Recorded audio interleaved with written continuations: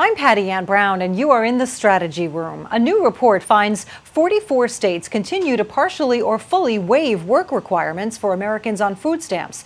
It's a move that has lawmakers divided. Typically, in order to qualify for federal food stamps, known as SNAP, able-bodied adults with no dependents have to find work within 3 months of receiving benefits. But a state can waive those requirements in a tough job market. So many states have been doing that starting in 2009.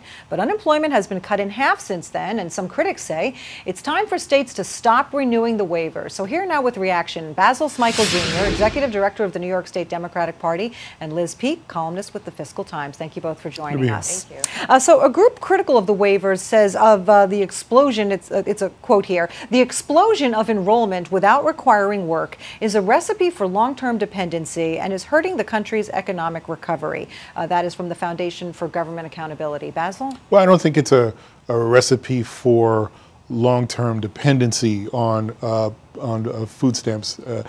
If you remember, this went back to sort of Bill Clinton in 1996's reform, Democrat reform of welfare as we know it, if you will.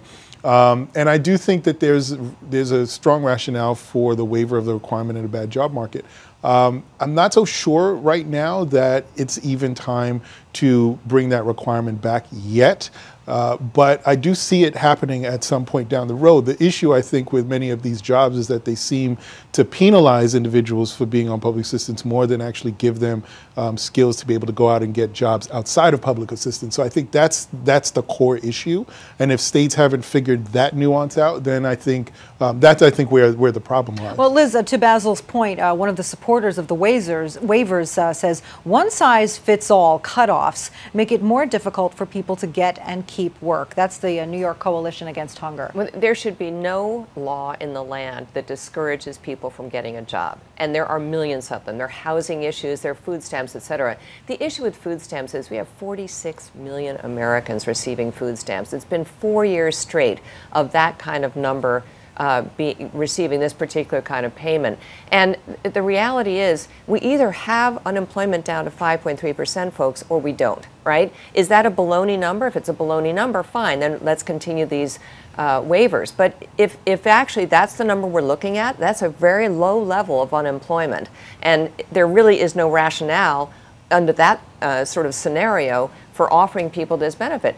Look, this all comes back to what Arthur Brooks talks about. If indeed studies have shown that at 80 to 90%, if you're receiving 80 to 90% of what you would earn in a minimum wage job via benefits, you're not going to be out there hustling for a job. And that is the truth. So I think that this is always on a humanitarian basis, extremely difficult choice to make.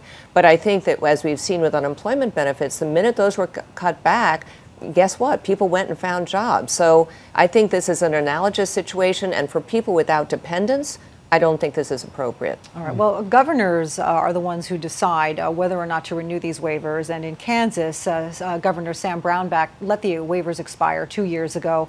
In his state, able-bodied adults with no dependents who want to keep their benefits are required to work at least 20 hours a week or be enrolled in a government-approved training program.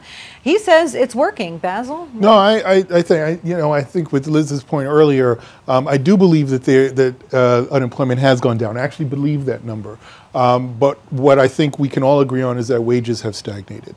And going back to the Brownback point, if you're putting folks into a job program to keep these food stamps, and those training programs don't actually lead to jobs with wages that are sustainable for those families in the long term, then I think the bigger issue is we'll give you the public assistance, but right now we just don't have the opportunity to give you a job that can actually get you off your feet and get you out of this program. And I think the fact is that it's temporary, and I don't think compared to certain talking points that it's something that creates a dependency. It is temporary, and I think as we start to see an increase in waves, then I think those job training programs will come back to the table.